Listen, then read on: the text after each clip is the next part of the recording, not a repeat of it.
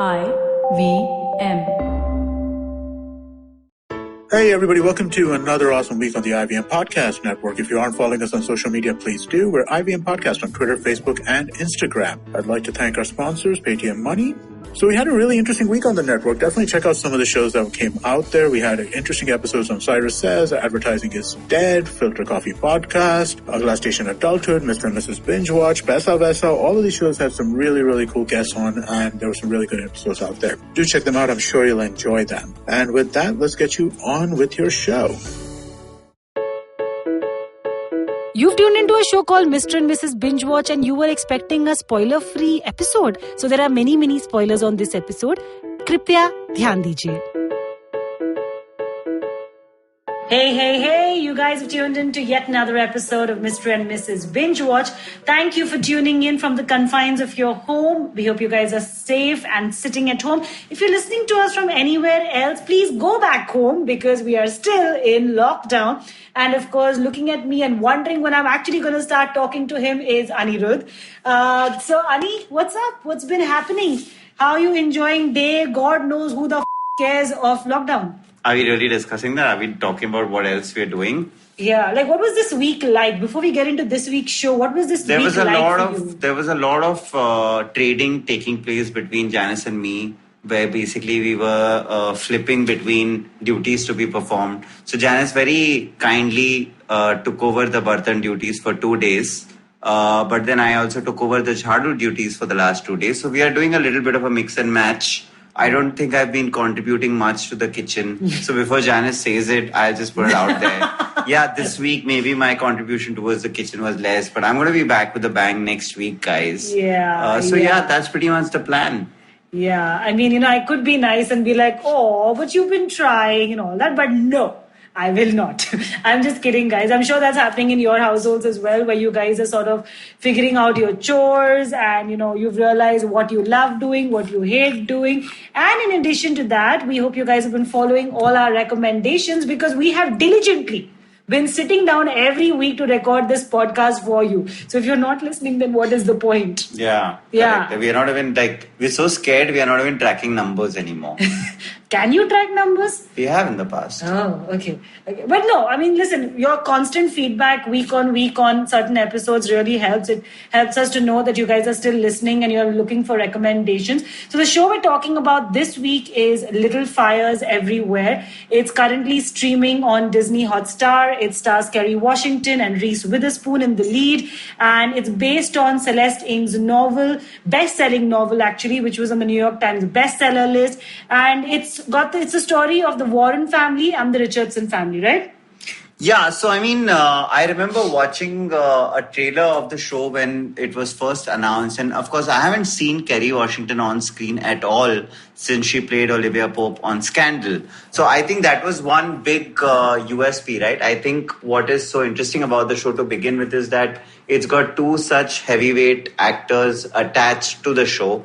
Of course, the fact that they are, sort of belonging to different races and known for, sort of representing their community in a lot of the shows that they do makes it all the more interesting, right? So you've got an interesting poster of these two actors who you would say come from two different schools of storytelling, filmmaking, or whatever you want to call it. So that in itself is an interesting proposition. I hadn't really heard great things about the show before I watched it. The show has been received well. It's not like critics have panned the show or anything, but it's not one of those Big Little Lies one of those breakout hits. Yeah, it's not an overwhelmingly popular critical show. No, it's not correct. It's not an overwhelmingly acclaimed show. The reviews have been mixed. I enjoyed it a lot. I enjoyed it a lot more than I thought I would. In fact, I was a little discouraged by the reviews initially. And I remember when Janice and I we just started watching it on a lark. And I really, got myself pulled into this world that is set in the late 1990s. Yeah. The thing is that the name of the show in itself is, when you start off watching the show, like Little Fires Everywhere doesn't make a lot of sense. And, we've not read the book. So watching the show, I sort of I think by the end of it, I figured why they called it Little Fires Everywhere, because it's such a smartly done book show. And I feel like, like maybe the show was able to visually represent so many things that maybe even a book can't, right? Because you can't physically show us those scenarios and that kind of a setup and everything. So the show is set in a town called Skater Heights, which I believe is Shaker Heights, which I believe in is Ohio. which is a real place in America. And it starts off being the story of, Kerry Washington and her daughter arriving in this town. And, they live a nomadic lifestyle. And then they eventually end up renting a house from Reese Witherspoon, who herself comes from a very affluent background. And her family is shown to be extremely affluent, or as you like to call it, comfortable. In the first couple of episodes, you begin to feel like this is a show about race, where, even the people who claim that they are not racist are somewhere still, without realizing and because of conditioning, displaying signs of racism. And then what I thought was really interesting is that in the later episodes, actually, it stopped being about that altogether. Like, the show has so many threads. Every episode felt like it was one onion layer being peeled off. Like, it went from racism to sexism, to gender equality, to what it means to be a mother, to power equations, to power politics. And it took on so many topics. On any other show, on a badly written show, this would have fallen all over the place, because, audiences would have been like, there's too much happening. Yeah, it's so complicated. Yeah, I surely enjoyed the show more as time went on, because I felt like episodes got better and better. Yeah. I think a lot of that has to do with a very good characterization, which is thanks to the book itself, and really, really good performances. Actually, Kerry Washington is somebody that we kind of make fun of in a sense, because if you've seen her playing Olivia Pope, you know that she has a penchant for, caricaturizing the character. Yeah. And I was looking out for those signs in Little Fires Everywhere, and a lot of places she brought that acting style. In fact, Janice and I were constantly pausing to have a little laugh about the fact that, hey, that's like an Olivia Pope expression right there. Yeah. But there were moments in the show which required her to completely shed that persona, which I thought she did brilliantly. Reese Witherspoon, of course, was in Reese Witherspoon mode. In fact, I felt like Reese Witherspoon had shades of her character in Big Little Lies, in the sense that, again, she was playing a suburban mother who was in a marriage where there was some sort of, there's a boredom involved. So those aspects, and she's a bit of a self-sabotaging, delusional character. Of course, she's a way intense version of that in Little Fires Everywhere as compared to Big Little Lies. But Reese Witherspoon really is the standout performer of the show, right? Because, I like the fact that Reese Witherspoon is not taking on characters where she's always in the center of the piece, right? Now, she's basically done 3 great series where she has worked with actors, female actors, who've taken the center stage every time, whether it was Jennifer Aniston on The Morning Show, whether it was Nicole Kidman on Big Little Lies, or even here where Kerry Washington really is in many ways the protagonist of the piece. Even though, theirs is a very equally written part, but it's the Warrens that you're invested in, which is Mia and her child. Yeah. It's their story, right? We are seeing it from their point of view. It's only when they enter town that you really get into the story. So I thought that it was an interesting, choice of actors. They both performed really well. And I really thought also the other aspect of the show that I really liked was that there were a bunch of sub-tracks unfolding at the same time. So apart from the track that was the central track between Reese and Kerry's character, were the subtracks between their kids, and I felt that all of them played out really well. Yeah. Around the midway mark, around the 4th, 5th episode mark, I wanted to know what was happening in each track of the show, and I think that's a really difficult balancing act to pull off. I actually think I might have a slightly different opinion on Kerry Washington, because there were a bunch of memes from this show that sort of went viral, and especially focusing on Kerry Washington's expressions and how she was playing this role of Mia Warren as Olivia Pope. Yeah. And I think I agree with that, because I'm not trying to be harsh. I really love Kerry Washington. And listen, I am a Scandal fan. But I just felt like after a point, watching those pained and hurt expressions, which we have seen so much of on Scandal, which is like every episode of Scandal really, annoyed me a little bit over here. And I really thought in most scenes, Reese Witherspoon was the saving grace, especially when Mia and I said, for me, she's the standout performer of the show. Yeah, but I just feel like I don't know whether it's because Reese Witherspoon. I was going to call her Reese Washington. Sorry, Reese Witherspoon. I don't know if she's just got this role pat down, or maybe it's now because she's done a couple of shows, like you said. But she is so good at bringing that feeling. You know how it is sometimes when you think you're doing everything with the right intentions. Yeah, correct. Where you're doing something because you support a friend. You're doing something to show you're a good person. You're doing something to show that you're not racist or sexist. But inherently, your conditioning has made you like that. And to do that without having those dialogues or without having to necessarily portray that, but so subtly, she brings that so beautifully. I mean, the scenes, especially when she asks Mia Warren, that's, Kerry Washington's character, to be her housekeeper, and then of course quickly correcting herself to become house manager. I mean, that scene is so beautifully written, because it almost feels like Reese Witherspoon's character does not even understand the underlying currents of racism that she is sort of propagating in that one conversation. She's doing it with all the right intentions, but that entire scene is just so beautifully written, and I can't think of an actor better than Reese Witherspoon really to bring this control freak mother who is also a do-gooder but is actually doing more harm than good. Yeah, no, I mean, I'm completely with you on that. I think for both of us, she is the scene stealer of the week. She's definitely the better performer than Kerry Washington. What I think is interesting about the show is that both these women, it's something that you said earlier, which is that both these women believe that what they're doing is right from their point of view. Yeah. And that's what makes the drama interesting. So in many ways, Little Fires Everywhere really pits these two women against each other. It's almost like watching a watered-down version of a show like a Billions or any Cain and Abel kind of, or any such setup where there are two people who are just out to get each other. That's a great example. But I think that what's interesting about Little Fires Everywhere is that the reason for them wanting to bring the other down isn't major. It's major to them, it's important to them, but if you see in the larger scheme of things, it's really ego at play. It's really just about wanting to prove oneself right, which really drives the two characters.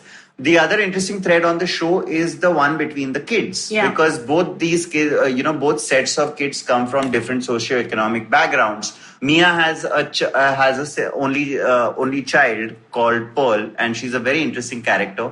I really feel like the representation of teenagers on American television has undergone such a massive change for the good. Yeah. And I really like the relationship between the mother and the daughter on the show. In fact, that was the anchor of the show, right? You were always rooting for them at the end of the day.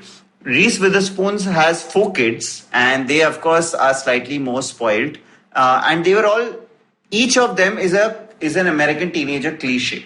So the oldest daughter is the overachiever. The oldest son is a jock. The middle son is a slightly awkward, nerdy guy. And the youngest daughter is the sort of the black apple of the family. But I like that they subverted those tropes there. I like the fact that the jock didn't turn out to be the jerky fellow you expected him to be at the end of the day. I like the fact that the oldest daughter had issues that she had to deal with, which she herself wasn't aware of. I liked that there was layering to all of the characters, which made all their tracks really fun. I don't think it's just the representation of teenagers, in American society that's undergone a transformation in all of the series. It's also the effect of parenting. My point is that this show is one of those really good shows. We're also watching, for example, Defending Jacob simultaneously, which of course is going on Apple TV and, has one episode coming out every week. But we're seeing the direct correlation of what happens when your parent is a certain way, has certain expectations, and that conditioning being passed on to children. Because the cliche is that you're always trying to live up to your parents' expectation. But what happens beyond that, right? When your parent is racist without realizing that they're racist, or they're sexist without realizing that they're sexist, what effect does that have on the children? So I mean, for me, for example, the entire the relationship between Lexi, who's Reese Witherspoon's oldest daughter, and her boyfriend who's African American, that is sort of the crux where I see the effect of a parent on a child and what that sort of does to their mindset, right? I mean, it's beautifully portrayed. Yeah, I think again, without necessarily showing us the racism in your face. Yeah, I think the racism wasn't so. For me, frankly, the racism is not a takeaway as such. I feel that the racism is very inbuilt into the storytelling. It is not trying to bring too much attention to itself. Also, it's set in 1997 America, right? Which was very different from 2020, the US. And again, it's Ohio, small town. So I think I found the racial undertones interesting. And obviously, when you have two actors coming from different, social backgrounds and coming from different ethnic backgrounds, you will want those kind of conflicts to be in there. But I don't think those drove the show. I think what drove the show was the fact that both these women, believed that, they both had such diametrically opposite points of view. And if you see it from either point of view, they both seem to be right in what they are trying to do, which I thought made it very, very interesting. That's, I think, and in fact, you know what? I went back and I read some of the reviews after watching the show. Now, the worst reviews of the show are those from people who are fans of the book. And I think that there is this whole book versus TV show kind of a debate that's constantly happening, and I understand that. So the show begins with the fact that the Richardson's house has been burned down to the ground, right? And you don't know who's done it. And then the show goes back into flashback. And for the entirety of the show, you never come back to that moment till the end after you actually known what went down. Now, these guys took a liberty with how the show ended, which is different from how the book ended. But to a viewer like you and me, it really didn't make a difference because we didn't know how the book ended. So I think it's one of those things. I think Little Fires Everywhere is a way better show than a lot of people are giving it credit for, because a lot of people who have not read the book at all love the show. And those who have read the book like it, but feel like it's not as good as the book. See, this book versus show debate has been going on now for way too many years. I mean, Game of Thrones fans, for example, some of my best friends are hardcore Game of Thrones fans, and they have actually not watched a single season out of pure loyalty to the books because, obviously they read reviews of how the creators have taken. Game of Thrones is an anomaly because the Game of Thrones TV fandom completely exceeded the book fandom after Correct, a but point, there have right? been several such examples of like Harry fans being Potter, outraged. Twilight, Lord of the Rings, all of those. But here's the thing. I feel like this was such a layered and complicated and multi-issue kind of show. It actually makes me want to go back and read Celeste Ng's book. I agree. It's one of the few shows where I actually feel like I might even benefit and I might see certain complicated tracks that maybe the show was not able to fully achieve in the book. Because again, it works both ways, right? Some things visually always work better, and that's why some liberties are always taken on shows and series and films. But complicated undertones, especially when it comes to character relationships, nothing can do justice to it more than a book or the written word. So I feel like this is one of those shows where there's so much happening. We might actually enjoy reading the book, and it might not. The fact that you already know how the book and the show ends might not actually hamper the reading process. No, you've totally hit the nail on the head. I think there's huge credit goes to the show for making me want to read the book in spite of knowing what the story is or how the characters are and how the show unfolds. So I think right there, that's a win. Now, the wow moment of the show for me is a scene that actually comes at the fag end of the show. It's not exactly the last scene, but in many ways, it's sort of the prologue, right? It's a moment where, so Mia Warren's character, played by Kerry Washington, is a sculptor and an artist. And you see her working on this piece of art through the course of the season, something that's very dear to her. And you don't really know what it is that she's working on. And there is a revelation pertaining to that, right? It's this piece of work that she's created, which basically sums up the entire experience of the show itself, or the entire story. It encapsulates the entire story with one visual image. which I thought was very nicely done. It also actually makes me curious to see how that scene was written, because it is such a visual scene that I don't know. I'm curious to know how describing that would have had the same dramatic effect, but I feel like that for me really is the wow moment of the show, because I feel like after having strung the viewer along and keeping the viewer hooked throughout, they also managed to sort of go out with a bang, which I thought was really interesting. On the Binge-o-meter, Little Fires Everywhere is the kind of dish that after you savor, you're curious to go back and want to find out the recipe of. And I think that's exactly what Janice and I wish to do. We want to go back and read Celeste Ng's book. All right, guys, that was our episode of Mr. and Mrs. Binge-Watch. Do let us know what you think of Little Fires Everywhere. If you agree with Aniruddha and my recommendation, well, write into us on our social media platforms. I'm at JaniceSec85 on Twitter and Instagram. And Aniruddha, of course, is at Aniguha on Twitter and Instagram. And if you want to listen to more such interesting podcasts like Mr. and Mrs. Binge-Watch, go to the IVM Podcast app or go to ivmpodcast.com. That's our show. We'll see you guys next week. Till then, stay at home. Stay positive, stay safe.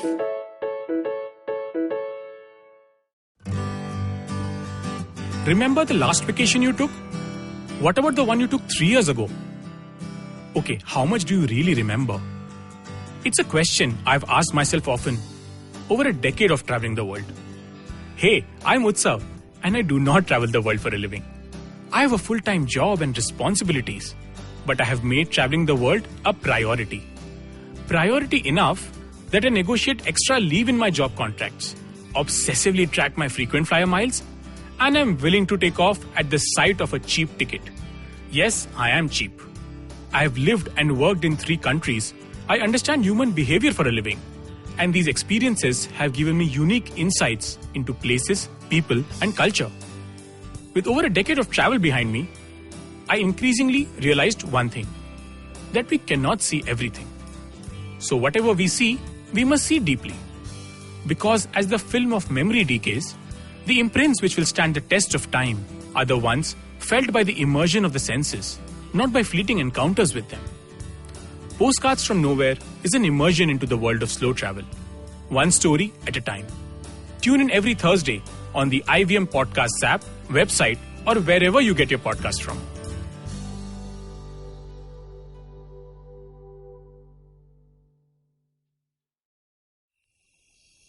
Do you have a night routine? Well, everyone has one. And the to-do list usually looks like this. Brush your teeth, set that alarm, get into your pajamas, and switch off those screens. But here's one more to add to that list. Tune into the Positively Unlimited podcast for a dose of positive action and tips on how to build powerful mindsets. Episodes out every Monday on the IVM Podcast app, ivmpodcast.com, or wherever you tune into podcasts.